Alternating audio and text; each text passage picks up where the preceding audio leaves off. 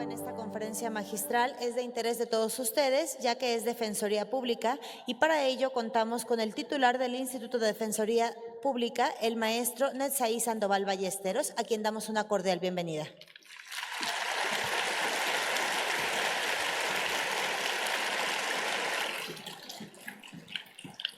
Previa a su participación, voy a destacar únicamente algunos aspectos sobre su trayectoria. Es licenciado en Derecho por la Universidad Nacional Autónoma de México, Campus Ciudad Universitaria,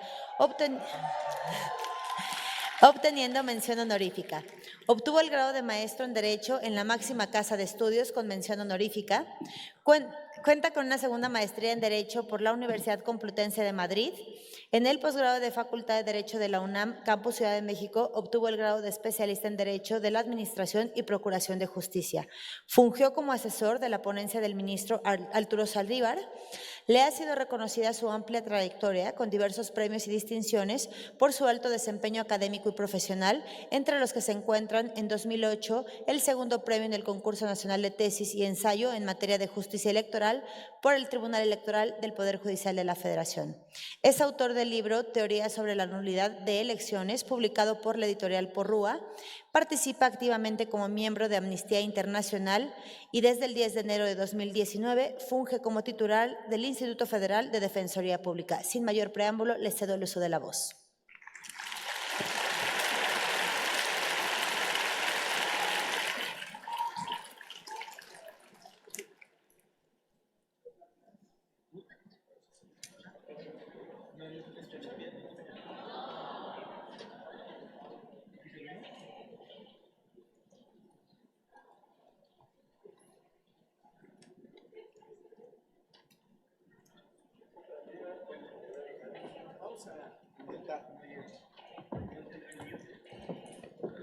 Bueno, vamos a intentar que esta plática sea un poco más interactiva. Yo debo decirles que además de servidor público, he tenido la oportunidad de ser profesor en la Universidad Nacional Autónoma de México, en mi alma mater, pero también en universidades privadas como la Ibero o como la escuela de la Universidad Simón Bolívar.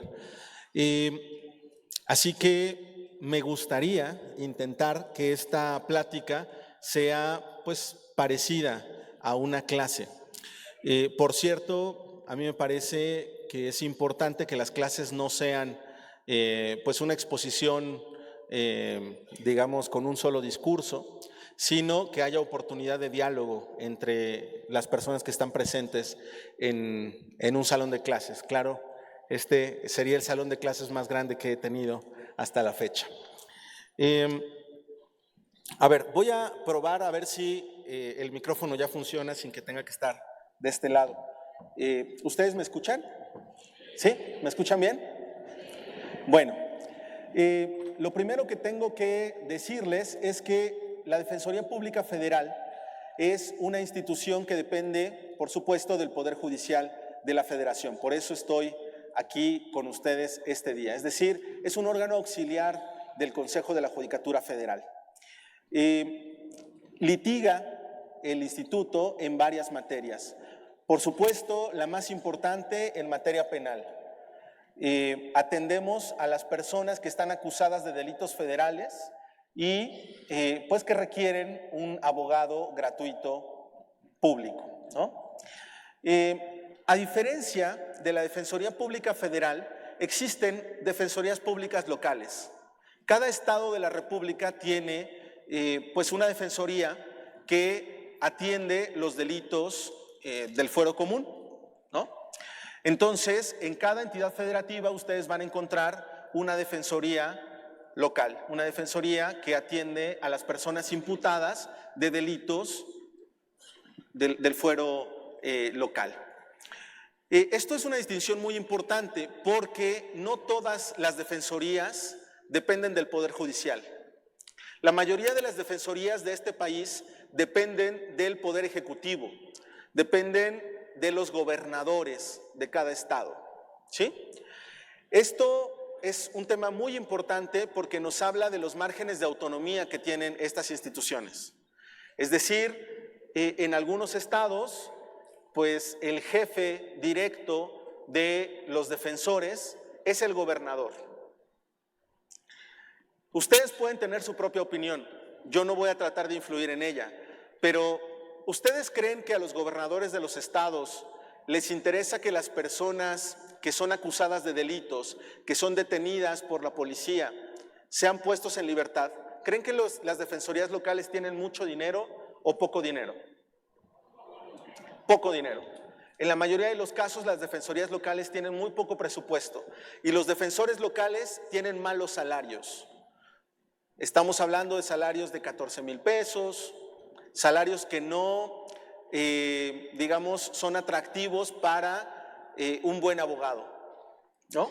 A diferencia de lo que ocurre en el ámbito local, tenemos la Defensoría Pública Federal. La Defensoría Pública Federal que depende del Poder Judicial.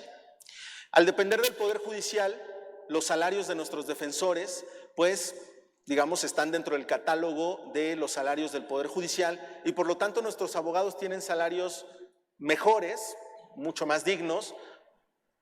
Estamos hablando de unas 4 o 5 veces salarios mayores que los de los defensores locales, ¿no? Entonces, además, la Defensoría Federal tiene un servicio civil de carrera que la mayoría de las defensorías locales no tiene. Nosotros en el Instituto Federal de Defensoría Pública elegimos a nuestros defensores mediante concurso de oposición, tienen una posibilidad de crecer dentro de la institución.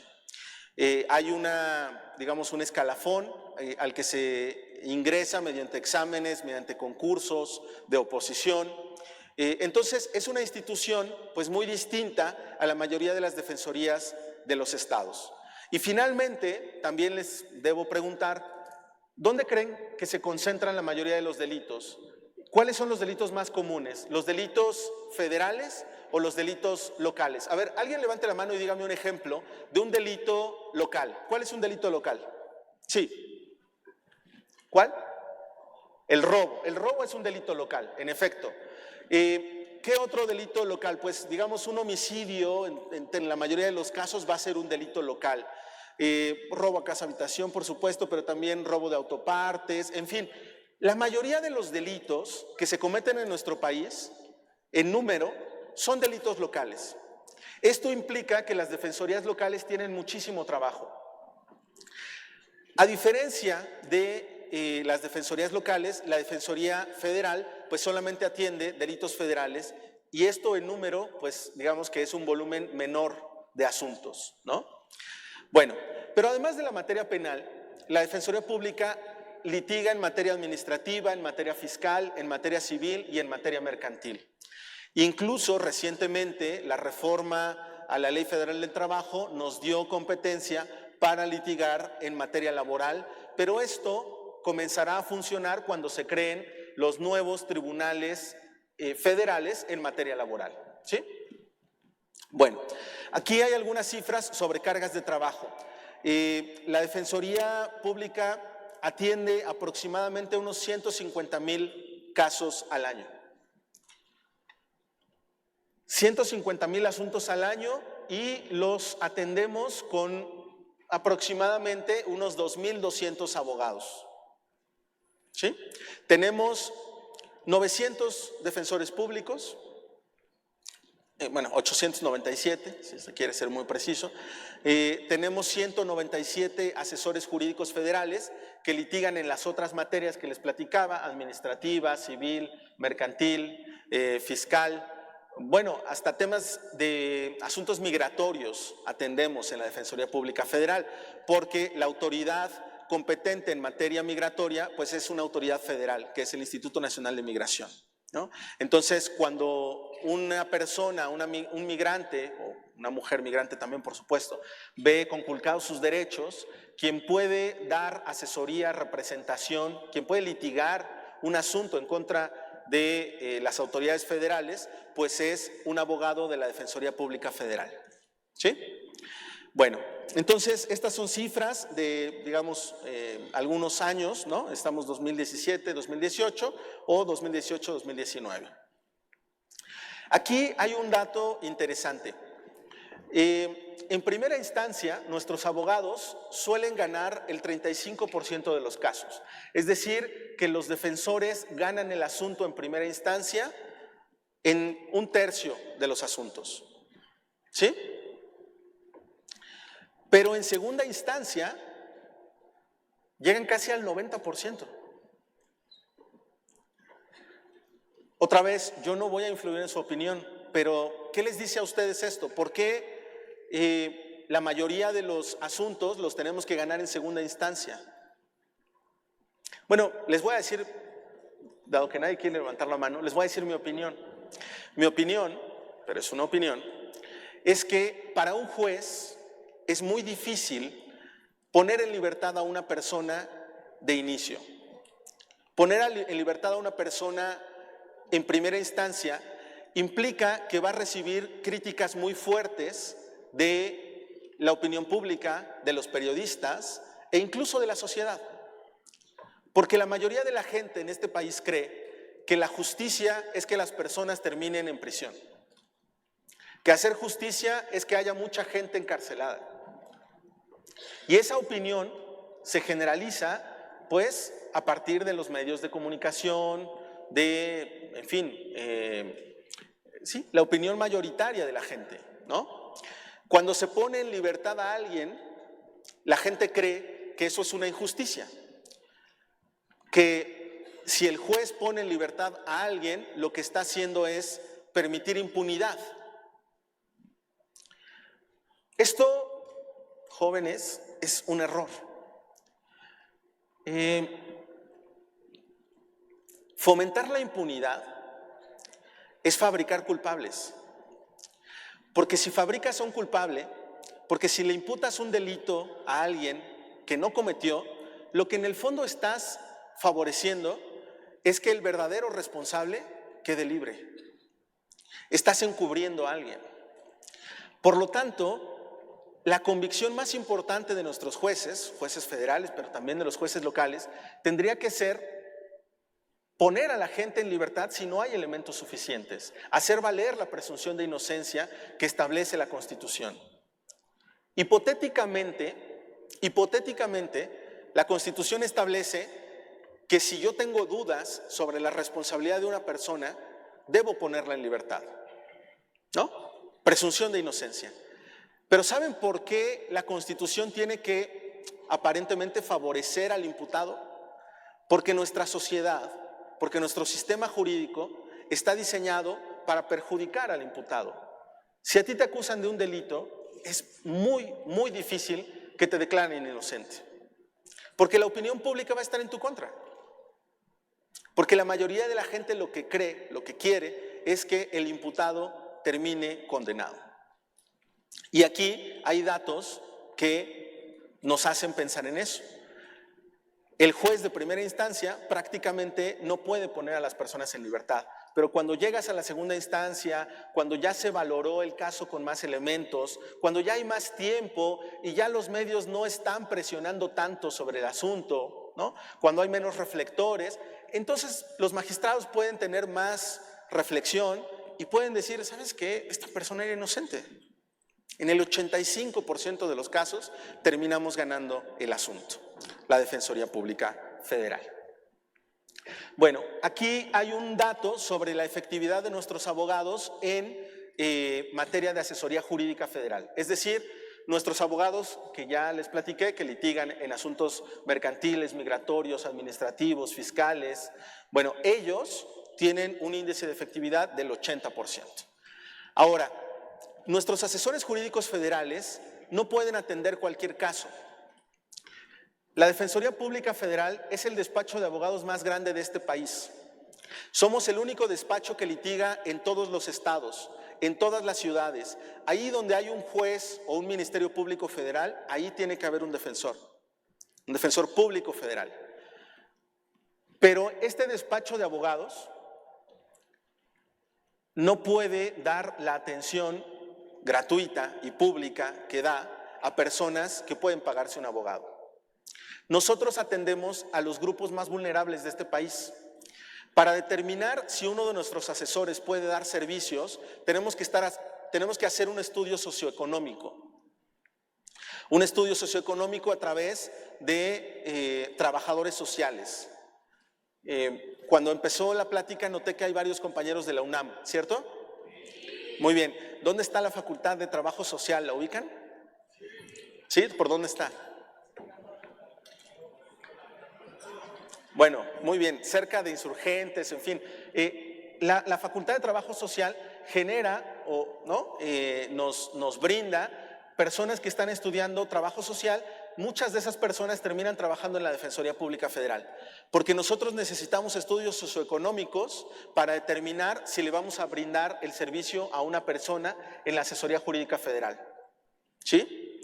Entonces, no podemos atender a todas las personas que requieren un abogado. Solamente podemos atender a las personas, por ejemplo, que están desempleadas, a las personas pensionadas, a las personas, por supuesto, migrantes, personas con discapacidad, personas que no saben leer y escribir, personas que están contratadas por outsourcing y ganan menos de un monto de salarios mínimos, ¿no? Insisto, personas que no podrían acceder a un buen abogado si no tuvieran la Defensoría Pública Federal. ¿Sí? Bueno, aquí hay algunos datos sobre los delitos en los que nosotros intervenimos. La Defensoría Pública Federal representa fundamentalmente 3 tipos de delitos, o 3 grandes grupos. Uno, portación de armas, tanto de uso exclusivo del ejército como portación sin licencia, en fin, hay varias modalidades, ¿no? 2, delitos contra la salud. ¿Qué es delitos contra la salud, chicos? Drogas, ¿no? Narcotráfico, todo eso. Delitos contra la salud puede ser desde transportar, vender, introducir al país, en fin, hay muchas modalidades, ¿no? Bueno, finalmente está el universo de delincuencia organizada. Supongo que ya lo saben, pero tiene que ver con participar 3 personas en alguna organización que se dedica a cometer delitos sistemáticamente, ¿no? Bueno, estos 3 delitos abarcan la mayoría de nuestra carga de trabajo. Hay muchos otros delitos en donde también representamos, ¿no? Cualquier persona que está acusada de un delito federal puede terminar siendo representada por nosotros, ¿no? Pero estos 3, pues, son la mayoría. Ahora, en estos 3 delitos de los que les hablo, en las últimas 3 décadas, la penalidad se ha incrementado en más de un 90%. ¿Esto a qué se debe? Básicamente a que nuestros legisladores creen que incrementando las penas se va a combatir la delincuencia. Que entre más altas sean las penas, entre más severo sea el derecho penal, la gente va a dejar de cometer esas conductas. ¿Pero qué nos dicen las cifras? Que son justamente los delitos que más representamos. Entonces, está dando resultado. Esto, chicos, ¿saben cómo se llama? Digamos, teóricamente, hay muchos estudios que le llaman a esto el populismo penal. ¿Por qué? Porque para un político es muy fácil anunciar que va a tener mano dura. ¿Y cómo lo hace? Incrementando las penas, ¿no? Es más, les voy a contar algo. Hace pocos años había algunos spots de un partido político. Ustedes me van a decir si se acuerdan cuál era. Un partido político decía que había logrado incrementar las penas en, por ejemplo, secuestro, y hablaban de más de 100 años. ¿Sí saben qué partido era ese? Bueno, yo no lo sé, no lo recuerdo, pero ustedes sí. Ustedes tienen buena memoria. Bueno, chicos, ¿cuántas personas viven más de 100 años en este país? ¿De qué sirve incrementar una pena más de 100 años? Absolutamente de nada. Es un absurdo. Ahora, cuando quieran volver a tener mano dura, nos van a decir que los van a incrementar a 200. ¿Quién va a tener miedo de eso? Eso no sirve, eso es populismo penal. Y los datos nos demuestran que el incremento de las penas no está incidiendo en la disminución de esos delitos. ¿Sí? Bueno, ahora, hay un tema muy importante. El nuevo sistema acusatorio, el sistema oral, ¿no? Apuesta por una justicia distinta, una justicia que no se base en el populismo penal, una justicia que ponga el énfasis en la justicia restaurativa, en recuperar las condiciones de vida armónica en la sociedad, no en la venganza. ¿Sí? Ahora, ese sistema de juicios orales tiene un elemento importantísimo, que es que requiere que además del juicio oral en sentido estricto, haya salidas alternativas del proceso penal, que no todos los casos lleguen a juicio. ¿Sí? Coméntenme, levanten la mano por favor, ¿quiénes recuerdan algunos de los mecanismos alternativos o de las salidas alternativas al proceso penal? Sí. Mediación, ok, bueno, la mediación es un medio alternativo de solución de controversias, pero no está estrictamente previsto para el juicio penal, ¿no? A ver, los acuerdos reparatorios, muy bien, eso es uno. ¿Alguien más? Sí.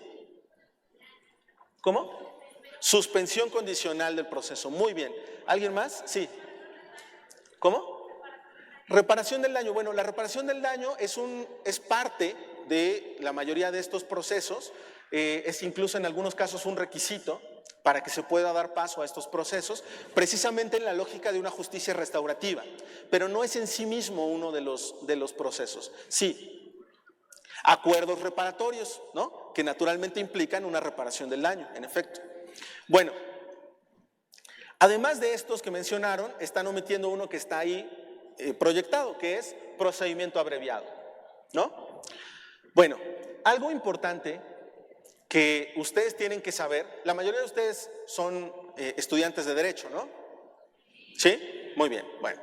Algo importante que tienen que saber es que de estos grandes delitos que, digamos, abarcan la mayoría de los litigios en materia penal federal, ya dijimos, ¿no? Portación de armas, delincuencia organizada y delitos contra la salud, ¿cierto? Son los tres que más ocupan la materia penal federal. Bueno, de esos tres, delitos contra la salud y delincuencia organizada solamente admiten una de esas salidas. Y esa salida es el procedimiento abreviado. No admite acuerdos reparatorios, no admiten, digamos, suspensión condicional del proceso, no admiten otras salidas, ¿sí? Esto es muy grave, porque ¿alguien puede explicar qué es el procedimiento abreviado? ¿Alguien sabe qué es eso? Sí. El proceso donde se le da el beneficio al imputado Ajá. de declararse culpable de alguna forma. Miren, nada más, ya es muy interesante, tienes razón. El beneficio de declararte culpable, o sea, el beneficio de autoinculparte. Muy bien. Ajá. ¿Y qué pasa si te autoinculpas? Exacto. Exactamente, tienes toda la razón, muy bien. Si tú te autoinculpas, si optas por este beneficio, lo que vas a lograr es que te disminuyan la pena. ¿Sí? Pero vas a terminar en prisión. ¿Sí?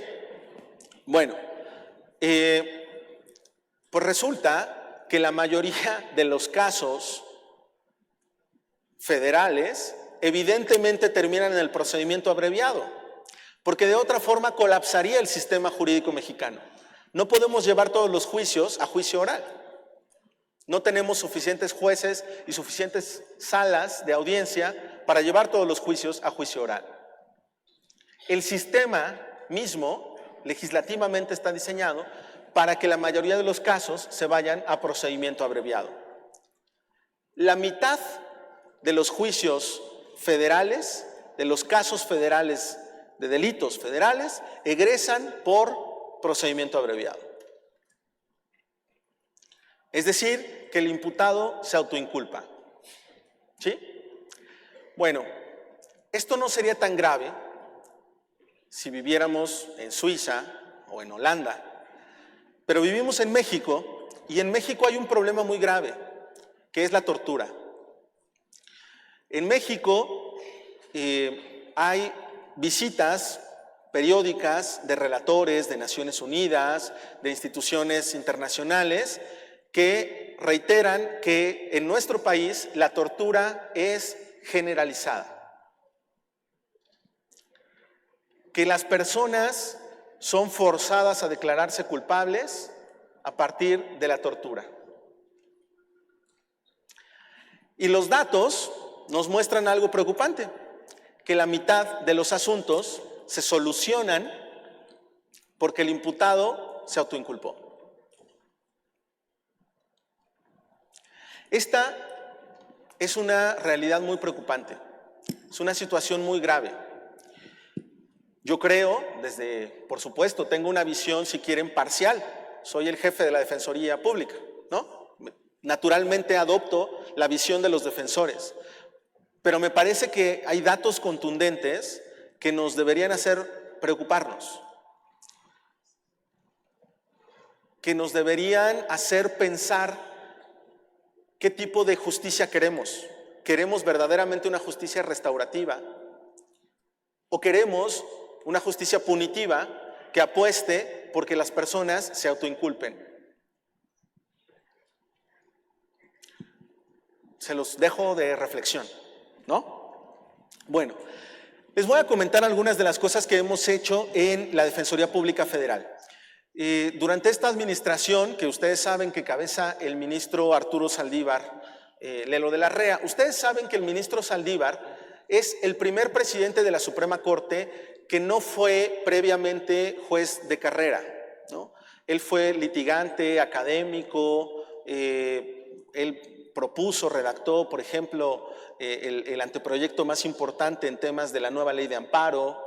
En fin, es una persona reconocida, pero que no había sido secretario, juez, magistrado, no tenía esa trayectoria dentro del Poder Judicial.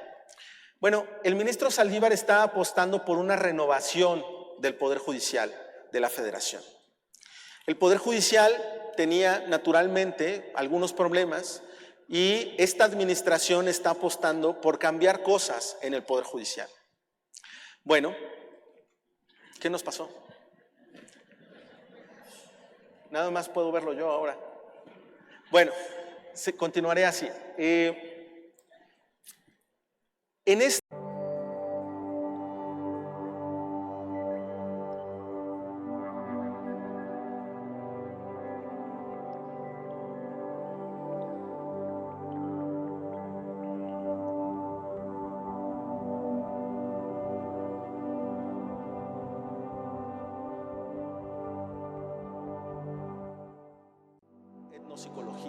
etnopsicología, sí. Pero antropología, por ejemplo, estudios sobre poblaciones indígenas, sobre usos y costumbres y sistemas normativos indígenas. En fin, tenemos un área que enriquece la argumentación de nuestros abogados.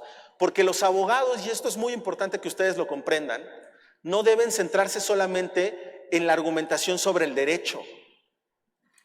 Para ganar un caso, no basta con saberse muchas leyes o citar muchos artículos de un código.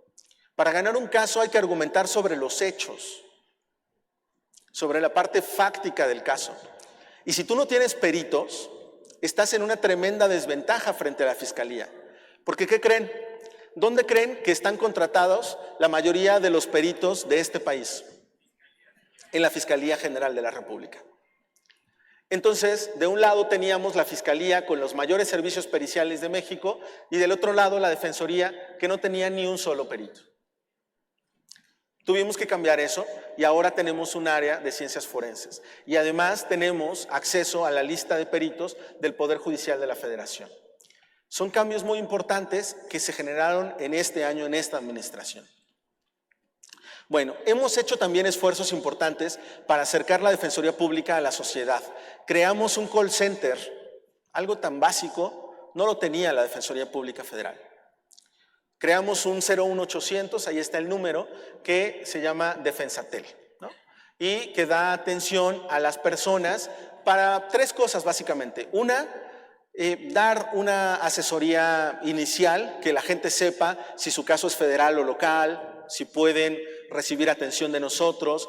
Les pueden informar dónde están nuestras oficinas, porque tenemos oficinas, tenemos delegaciones en toda la República, en todos los estados, como ya les dije, hay defensores públicos.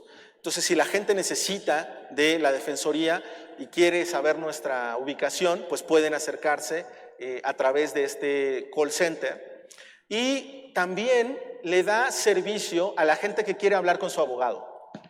Es decir, si ustedes están recibiendo un servicio de la defensoría, ya sea porque están imputados de un delito federal o porque están llevando un juicio, ya les dije, mercantil, civil, administrativo. Bueno, miren, hasta en materia familiar podemos intervenir.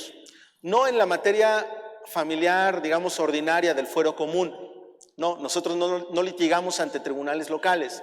Pero cuando un caso llega al amparo y un juez observa que hay un menor involucrado en un caso, normalmente le designa un asesor jurídico federal que depende de nosotros. Y este asesor jurídico tiene una encomienda, que es hacer valer el interés superior del menor. Hay un caso muy reciente en donde hemos obtenido una resolución histórica, pero no voy a, digamos, a entrar a platicarles ese caso porque es un caso que todavía está en proceso. Es un juicio inédito para hacer valer los derechos de una niña cuya madre era una migrante centroamericana. Pero bueno, si les interesa, me preguntan y al final les platico de ese caso.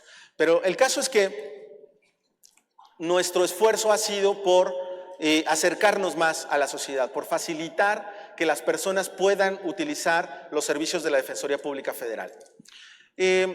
Bueno, creamos también un servicio de primer contacto. Esto es importante porque antes las personas tenían que hacer largas filas para recibir pues, asistencia de un abogado público, y ahora creamos un servicio que en 10 o máximo 15 minutos le da atención a las personas. Ahí hay algunos datos de cuántas personas hemos atendido mediante ese servicio. Creamos también herramientas nuevas. Nuestros abogados siempre van a los ceferesos, porque obviamente representan a personas que están privadas de libertad, ¿sí?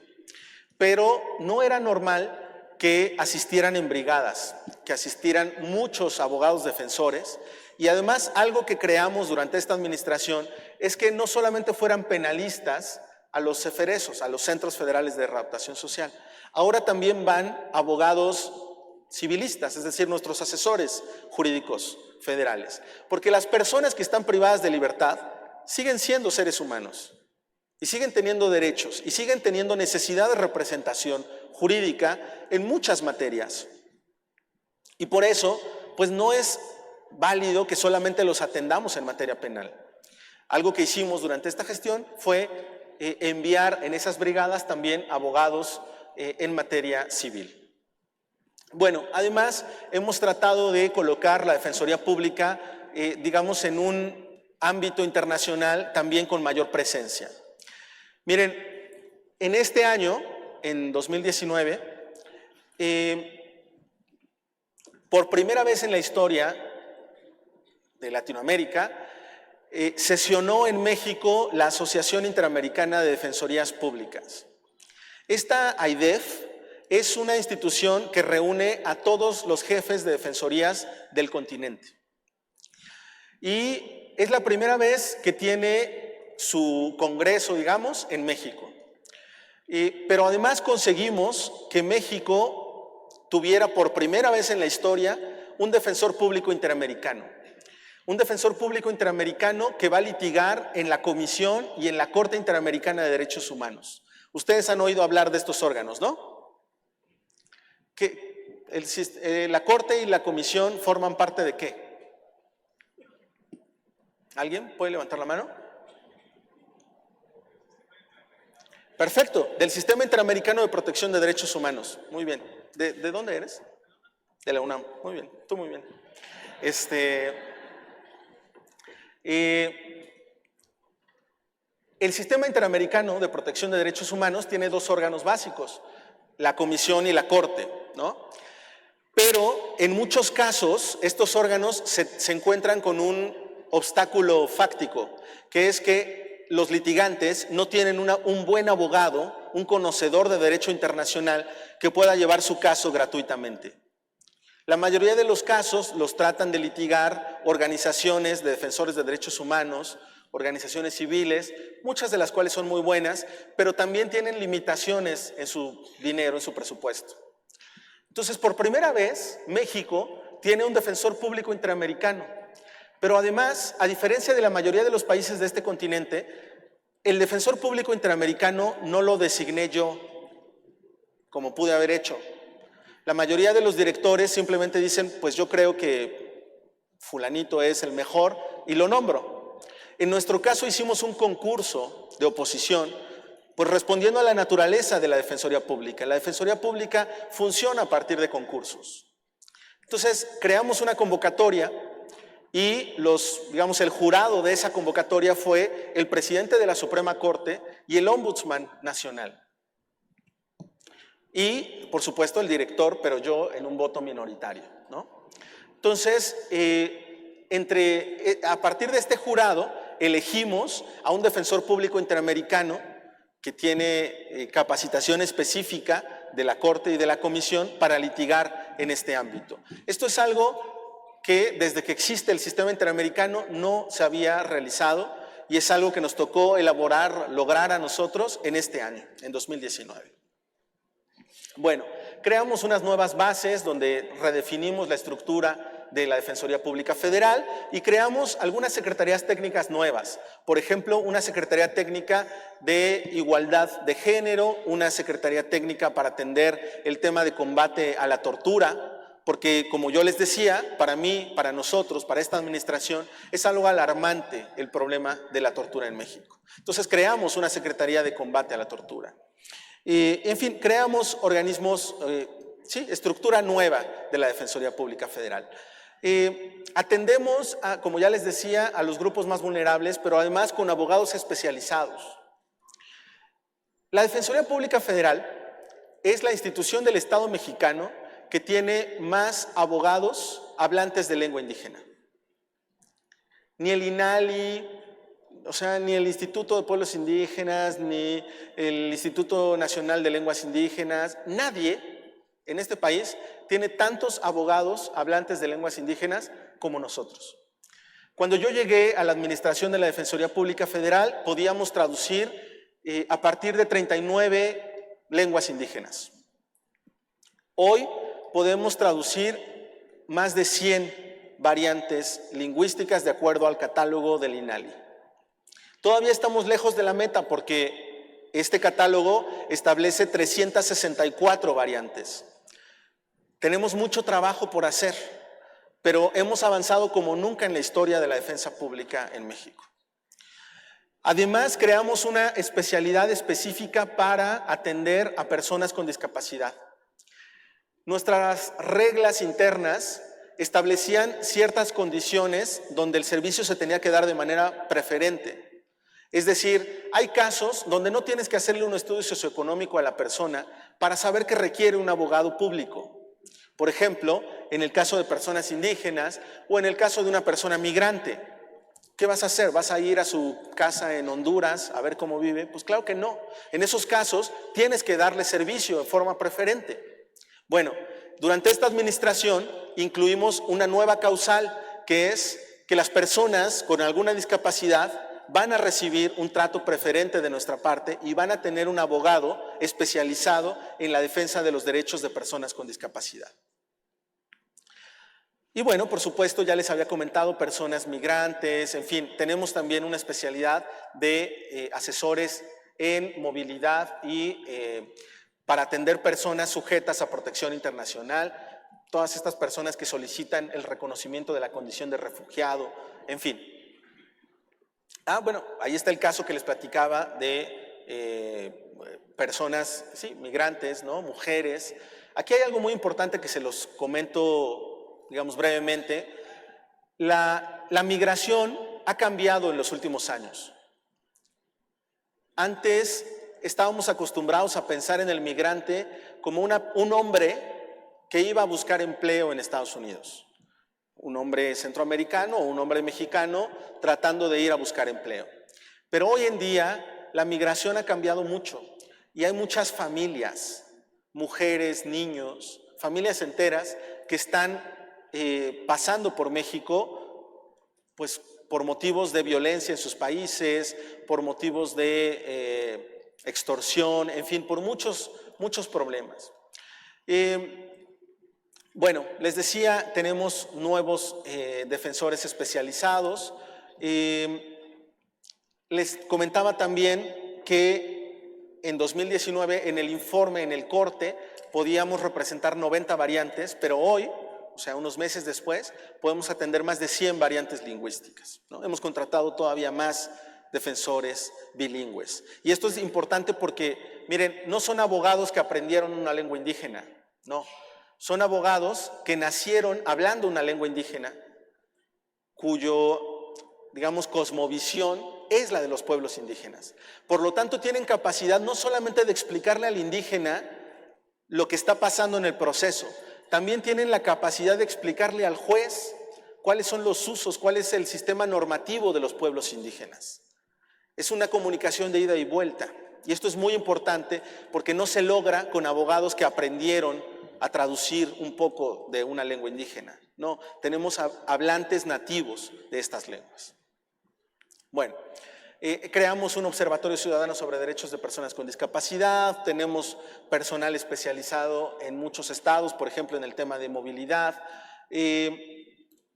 Aquí hay algunos datos de las personas que atendemos. Logramos firmar con ACNUR, el Alto Comisionado de Naciones Unidas para los Refugiados, un convenio de colaboración. En fin, hay muchos datos. Finalmente, quisiera destacar esto. Durante esta gestión, el ministro Saldívar nos ha planteado que tenemos que hacer más con menos. Que el Poder Judicial tiene que lograr ahorros, pero tiene que ser más eficiente. Y lo estamos logrando. Por ejemplo, a través del uso de las tecnologías. Antes, nuestros abogados, nuestros defensores públicos y nuestros asesores estaban acostumbrados a litigar pues, a través de papel, imprimiendo documentos, imprimiendo copias de traslado, cosiendo los expedientes. Si alguno de ustedes tiene experiencia, digamos, en algún tribunal, habrá visto cómo se cosen los expedientes. Yo fui oficial alguna vez, oficial administrativo, también fui oficial de partes, y yo sé coser expedientes. Pero chicos, eso se hacía hace 100 años. ¿Por qué seguimos cosiendo expedientes cuando hay sistemas electrónicos? ¿Por qué seguimos foliando expedientes cuando hay sistemas de expedientes digitales? Bueno, durante esta administración emití una instrucción a mis defensores, a mis asesores, para que litigaran a través de la FIREL, de la firma electrónica y del sistema de juicio en línea. Logramos un incremento del 338% en la firma de documentos electrónicos en apenas 6 meses. Hoy seguramente estamos mucho más arriba. Estos datos que están viendo en la presentación son con el corte del informe de labores de la Defensoría Pública que se rinde, digamos, a principios de julio. Hoy estamos ya en octubre, ¿no? Han pasado todavía, hemos avanzado todavía más. Entonces, ¿qué se logra con la firma electrónica? A ver, dígame a alguien, ¿qué se logra a través de litigar en juicio en línea? Estupendo, ya no requieres la firma autógrafa y puedes autentificar promociones y la demanda con una firma digital. Muy bien, ¿qué más? Ahorro de tiempos, eso es importante porque la mayoría de la gente no lo ve. La mayoría de la gente piensa en el ahorro en papel, el ahorro en tóner, pero no se dan cuenta que lo más importante es el tiempo de tus abogados. Yo les decía que mis abogados tienen buenos salarios, ¿no? ¿De qué me sirve poner a un abogado bien pagado a foliar y a coser expedientes? En nada. ¿Quién ha ganado un caso porque su expediente está bien foliado? Nadie. Jamás. Entonces, además de liberarlos de trabajo ocioso, los estamos evitando, por ejemplo, los viáticos o los pasajes para ir a entregar promociones y estar formado afuera de un tribunal esperando a que te toque para que te sellen la promoción y que cuenten todas las copias. Todo eso nos lo evitamos. Estamos haciendo más trabajo, llevando más casos, pero con ahorros. ¿La atención? La atención de las promociones es más rápida, los propios tribunales te resuelven más rápido, por supuesto, si utilizas el juicio en línea. No, la firma del SAT se llama Fiel y la firma del Poder Judicial se llama Firel. Son dos firmas, sin embargo, en algunos casos los sistemas son compatibles, pero bueno, yo les recomiendo utilizar la Firel, ¿no? Bueno, hemos logrado supervisar más a nuestros defensores porque también les decía que tenemos un servicio civil de carrera. No solamente se trata de ganar y entrar a trabajar, sino que tu trabajo va a ser supervisado. Entonces, hemos prácticamente, bueno, ahí hay un dato, hemos incrementado 1/3 la supervisión del trabajo de nuestros abogados. Estamos apostando más por la capacitación de nuestros abogados. Cuando llegamos a la Defensoría Pública, lo que más nos pedía el personal era más capacitación. La especialización en defensa penal y asesoría jurídica es un curso anual que imparten pues, algunos de los mejores abogados del país, magistrados, especialistas, académicos, hay conferencias de ministros, en fin. Esta especialización tenía solo 50 lugares en materia penal y 50 en materia de asesoría y todas eran para la Ciudad de México. Solo en la Ciudad de México te podías capacitar. Bueno, nosotros incrementamos en 806% el número de admitidos en este curso y además lo estamos dando en toda la República. Esto es un cambio.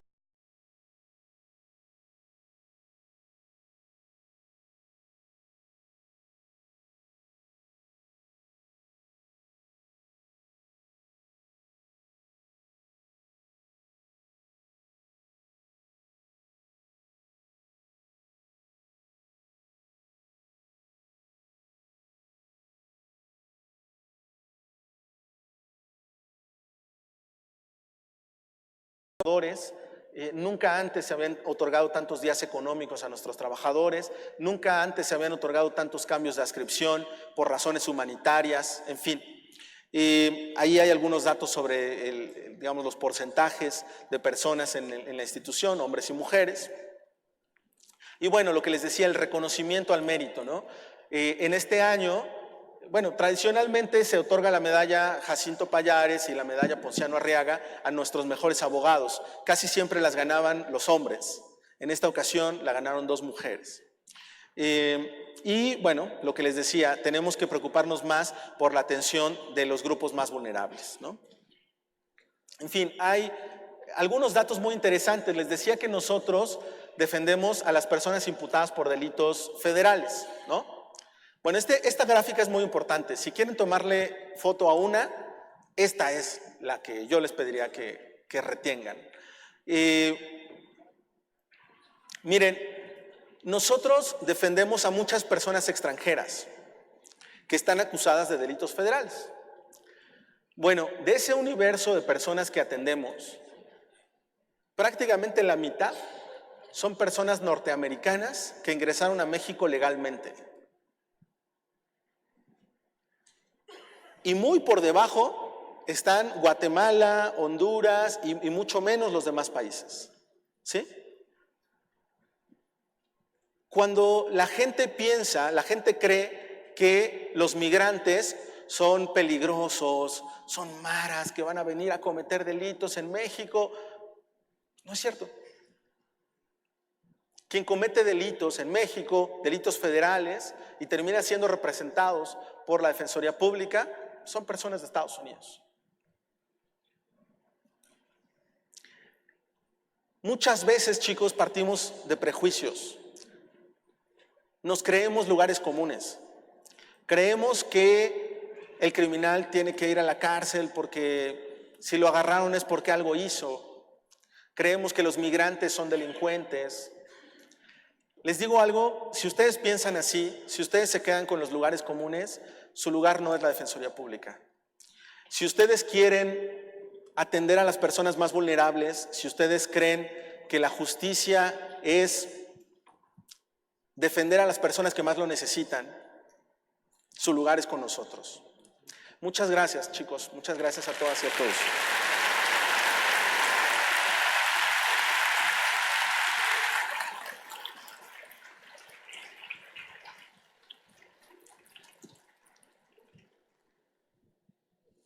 Vamos a continuar con la etapa de preguntas y respuestas.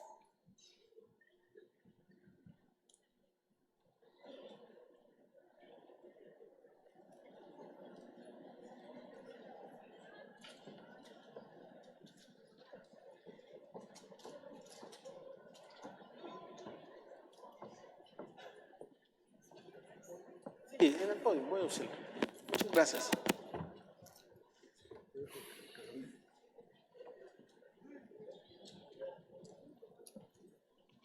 Muchas gracias. Me llegaron muchas preguntas. ¿Así le llegan a todos los ponentes? ¿Sí? ¿Más? Bueno.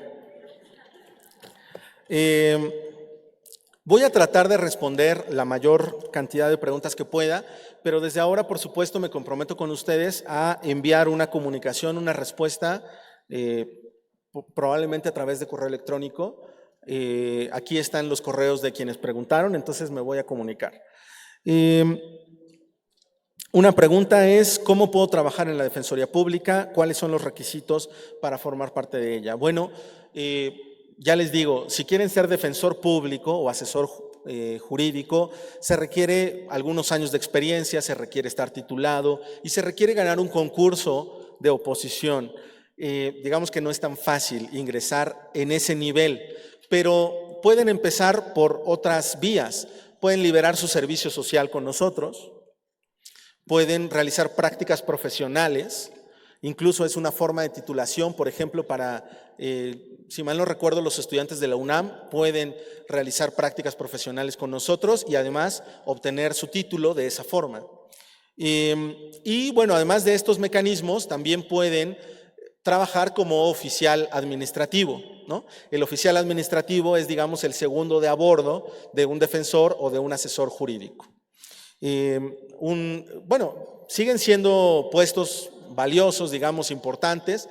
Un oficial administrativo de la Defensoría Federal gana más que un defensor público en la Defensoría local, ¿no? Para darles una idea. Bueno, ¿qué medidas considera usted necesarias para que nuestro sistema penal sea realmente digno para los imputados? Bueno, hay muchas cosas. Algunas de ellas ya se las he comentado. A mí me parece muy grave, muy delicado que cada institución tenga sus propios servicios periciales. Yo he planteado en el Senado de la República una reforma para que haya una institución de servicios periciales única para todo el país y que todas las instancias que requieren de peritos puedan acudir a esa institución. Por ejemplo, por supuesto la Fiscalía, la Defensoría, pero también la Comisión de Víctimas, la Comisión de Búsqueda. No es sano que cada institución tenga sus propios servicios periciales, porque los servicios periciales debieran ser algo imparcial, algo objetivo. Y en el fondo, hoy en día, esto no se está logrando. Entonces, bueno, esos son algunos de los cambios. Otro cambio muy importante que me planteaban, y es una propuesta muy reiterada y que estamos tratando de realizar, es hacer valer la igualdad de armas. El principio de igualdad de armas supone que, pues, es tan, digamos, viable la acusación como la defensa, que ambos tengan oportunidad de argumentar, pero también herramientas para litigar y para convencer a los jueces. En los hechos esto no es así. La verdad es que la Fiscalía tiene más personal, tiene más recursos, más peritos. Y además tiene una herramienta que es la policía de investigación. La Fiscalía tiene policías que van a recabar pruebas y van a recabar datos. Y entonces mis defensores me han planteado en varias ocasiones, pues deberíamos tener una policía de investigación de la defensa para recabar datos de prueba en favor de las personas que representamos. Esto lo estamos tratando de hacer a partir de el principio que ya les comenté, hacer más con menos. El personal que ya tenemos, destinarlo a tareas sustantivas y liberar a nuestro personal para que pueda hacer actos de investigación, para que pueda ir a hacer entrevistas, para que pueda ir a recabar videos, en fin, para tener más elementos para la defensa de las personas. Otra pregunta. ¿En la Defensoría Pública cuentan con defensores especializados en materia de justicia para menores infractores? Sí, sí tenemos. Tenemos prácticamente 200 defensores públicos que tienen la especialidad en, digamos, el sistema de justicia para adolescentes.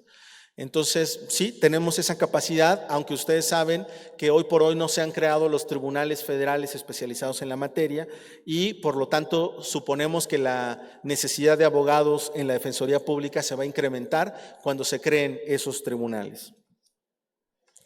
Me preguntan, ¿considera que la baja remuneración económica de los defensores públicos puede ser causa o motivo de actos de corrupción? Bueno, ya les digo, en la Defensoría Pública Federal no hay bajos salarios. Miren, más del 80% de la población mexicana, gana menos de 14,000 pesos. Prácticamente, bueno, más bien nadie en la Defensoría Pública Federal gana menos que eso. Por lo tanto, pues la gente que trabaja con nosotros, pues está en el 20% de la población mejor remunerada del país. Entonces, en la Defensoría Pública Federal no tenemos ese riesgo, porque tenemos servicio civil de carrera, tenemos salarios dignos, en fin, tenemos supervisión, auditamos a nuestros defensores. Pero, por supuesto que las defensorías locales tienen debilidades y tenemos que apostar y fortalecer esas instituciones locales. Yo creo también que requieren mayor margen de autonomía. No me parece sano que las defensorías locales dependan de los gobernadores. No creo que sea óptimo para nuestro sistema de justicia. Me preguntan, bueno, no sé si tengo tiempo todavía para continuar. ¿Cuánto tiempo nos podemos dedicar a responder? Porque yo podría estar aquí toda la tarde. Muy bien, 5 minutos más.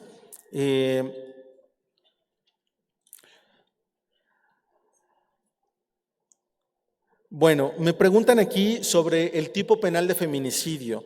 Es un tema muy importante. Ustedes saben que la Suprema Corte de Justicia de la Nación analizó el tipo penal de feminicidio, por ejemplo, en el caso de Chihuahua, donde habían tipificado el delito simplemente diciendo que si un hombre privaba de la vida a una mujer, eso era feminicidio. La Corte dijo que eso era anticonstitucional. No puedes creer que el feminicidio es que muera una mujer. ¿Por qué? Pues porque si yo atropello a una mujer, la privé de la vida, pero obviamente no fue por motivos de género, no la maté por ser mujer, la maté seguramente por imprudencia, por alcohol, por muchas razones, pero no por ser mujer. Entonces, el feminicidio es un tipo penal que tiene subyacentes razones de género. Es decir, creer que el hombre de alguna forma es superior, por supuesto una creencia absurda, pero que mucha gente sigue teniendo, que el hombre es más fuerte o que el hombre es, en fin, tantas cosas, y que por lo tanto puede abusar de esa fuerza y que puede privar de la vida a una mujer impunemente, ¿no?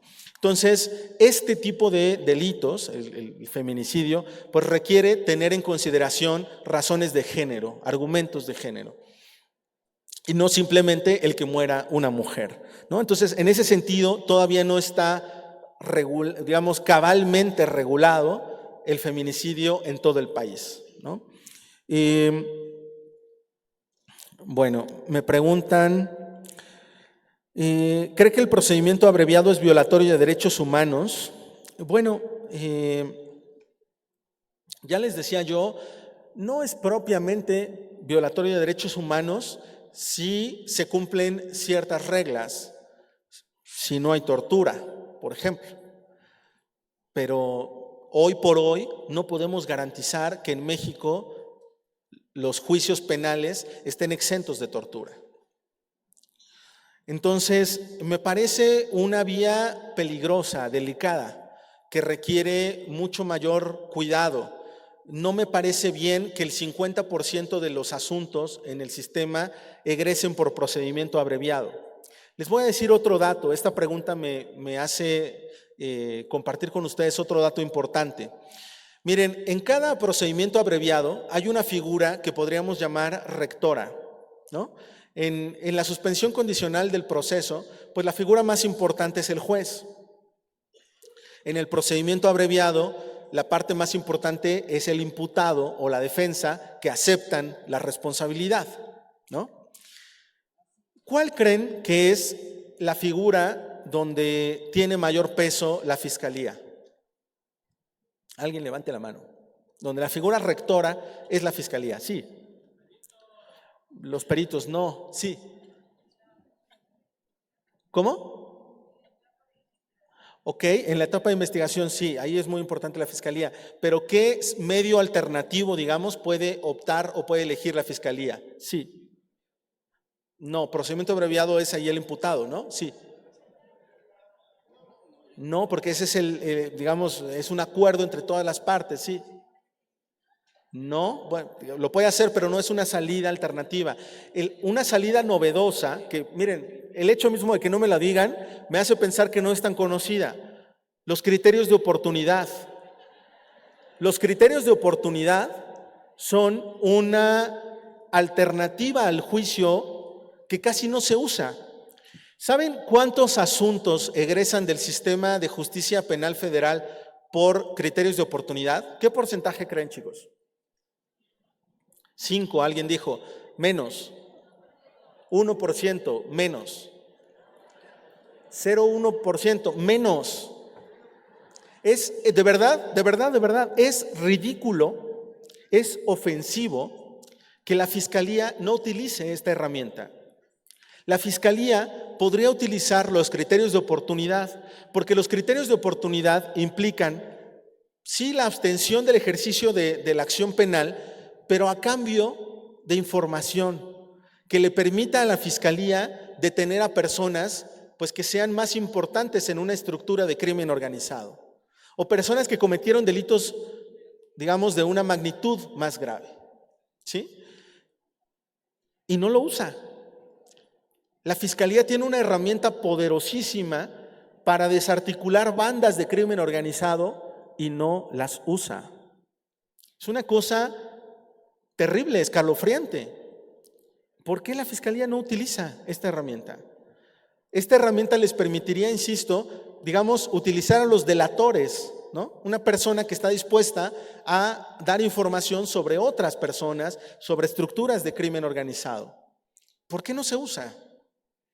Si un día tienen oportunidad de platicar con el fiscal general de la República, pregúntenselo. ¿Por qué no se usa? No lo sé. Ahorita tienen oportunidad de platicar conmigo y yo les digo que es algo que me alarma.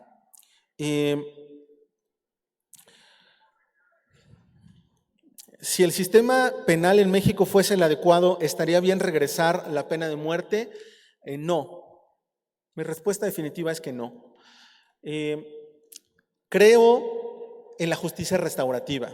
Ya les decía yo, tenemos que pensar en que la justicia es recuperar las condiciones de vida armónica, no la venganza, no el ojo por ojo. ¿Saben? Hay una frase, ustedes saben, porque son estudiantes de Derecho, que esta frase de ojo por ojo es en realidad era una ley, la ley del talión. Era una forma de limitar la venganza privada, ¿no? Es una ley que proviene, bueno, del Código de Hammurabi, lo que quieran, o sea, son leyes muy antiguas, pero era una ley. Bueno, esa frase de ojo por ojo, ¿no? Diente por diente. ¿Saben? Gandhi, ¿saben quién es Mahatma Gandhi, no? Bueno, Gandhi decía, ojo por ojo, y al final todos terminaremos ciegos. Si sigues esa lógica, lo que estás haciendo es incrementando el daño entre la sociedad. Si quieres vengarte, lo que vas a terminar es dañando a todos. No puedes apostar por la venganza. Tienes que buscar la justicia, pero la justicia restaurativa, la justicia que nos permita recuperar las condiciones de vida en la sociedad. Por eso les decía que ser defensor público requiere vocación. Si tú quieres venganza, tu lugar está en otro lado, no en la Defensoría Pública Federal, ¿no? Bueno, les agradezco mucho su atención y prometo dar respuesta.